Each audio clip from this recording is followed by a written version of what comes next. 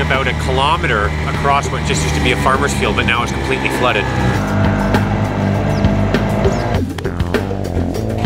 Run it off a car or a truck, anything with a 12-volt battery, we like it. We just trained some of the staff at this hospital how to use a Trekker water purification unit. We left the unit along with some spare filters and water purification tablets. Now this hospital will have clean water for as long as they need.